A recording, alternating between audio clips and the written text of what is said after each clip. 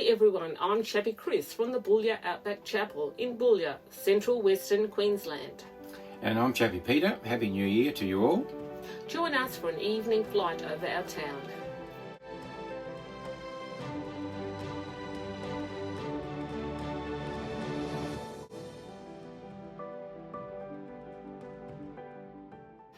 Now you've seen our town at night, quite beautiful and serene, wouldn't you agree? Now for a drive down to the river.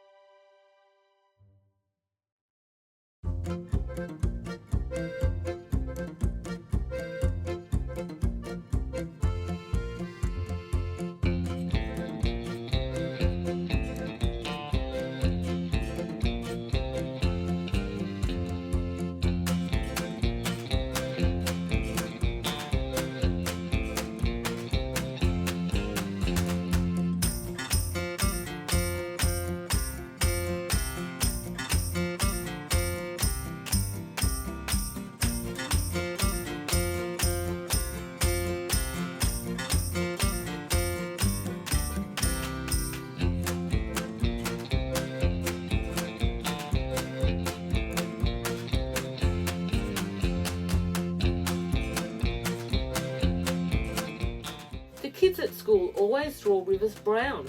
Now you see why. Maybe we'll fit in another aerial trip, but we'll see.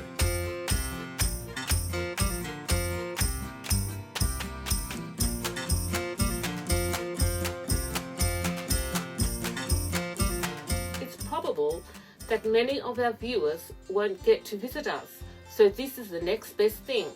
Join us for a look at some of the tourist signs explaining the past and displaying buildings from the old days, comparing them to the new ones to give us a real feeling of the then and now.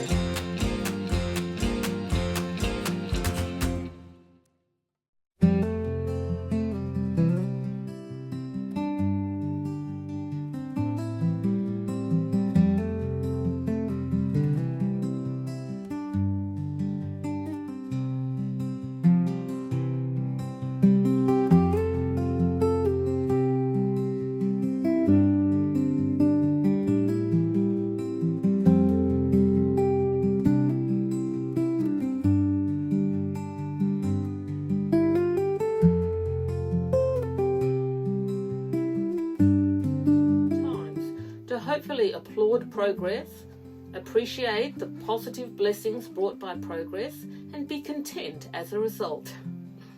We all tend to look back too much to those old days, complaining that things were better then and there. Some folks complain about the Christmas they have just experienced, contrasting it with earlier better ones, generating discontent and dissatisfaction. Alas. The people of Israel had fled from the Egyptian captors after several miracles and signs from God to persuade Pharaoh to let them go. They had crossed the Red Sea by miracle and were heading to the Promised Land. Freedom was theirs after years of brutal slavery and a promised future in a land flowing with milk and honey. They had experienced many blessings from the Lord, including food, water, guidance, and preservation. Yet they complained instead of being grateful and trusting the future to their God, who had so many times proved he could be trusted. Sounds a bit like us, Chappie. We as individuals and as a nation have experienced many blessings too. Yes, indeed, guidance from above as we've asked for it. Wisdom also, and remember we can ask for that as well. Food on the table, somewhere to sleep, and so on. A challenge for 2025 comes from Paul in the Bible. And I quote, "I have learned to be content," says Paul, "satisfied to the point where I'm not disturbed or uneasy, regardless of my circumstance." And that's a big statement from someone who chose to rejoice and be thankful even in the adverse conditions of unlawful arrest and incarceration in a primitive cell for his faith. Sure is, Chappie. No TV for the prisoners in those days.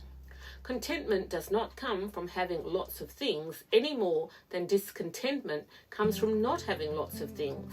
That's true, Christine. I wonder if Elvis was content with 14 television sets in his Graceland mansion.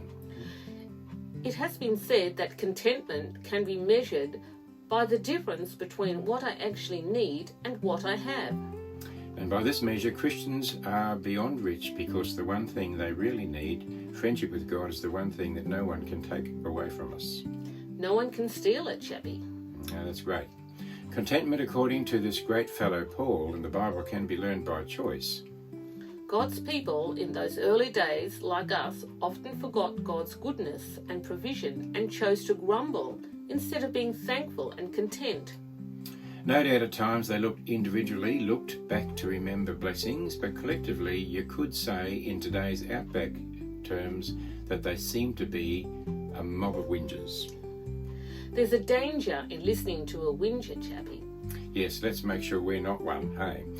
Sure is though, because all of a sudden we're taking our eyes off the blessings in our Lord and conjuring up negatives as well.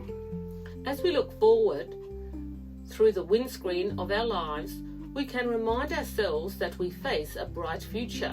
We bring to the present our experiences of life and memories of God's provision and celebrate these as we seek to embrace the future, trusting God who never changes. He surely will continue to supply our daily needs and give us a good life.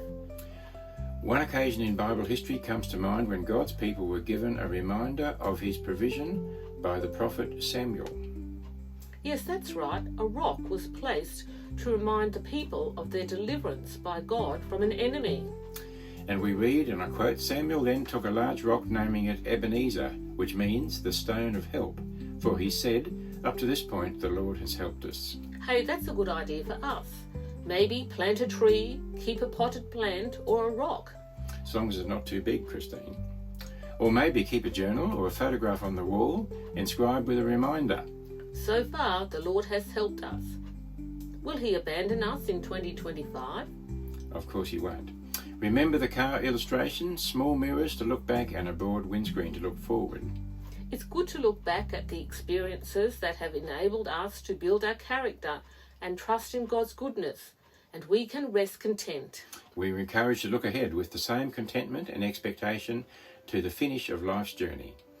Paul in the Bible likened our journey of faith as a race and encourages us to press on.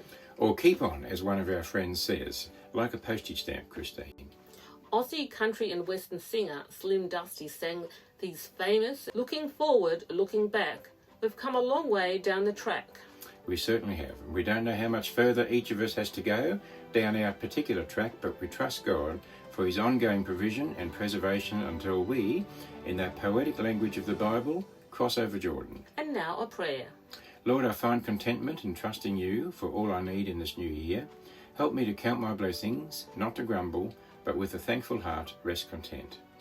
Well, goodbye again. We'll talk again soon. Yes, for sure. Thanks for joining us today. Stay tuned for On a Lighter Note.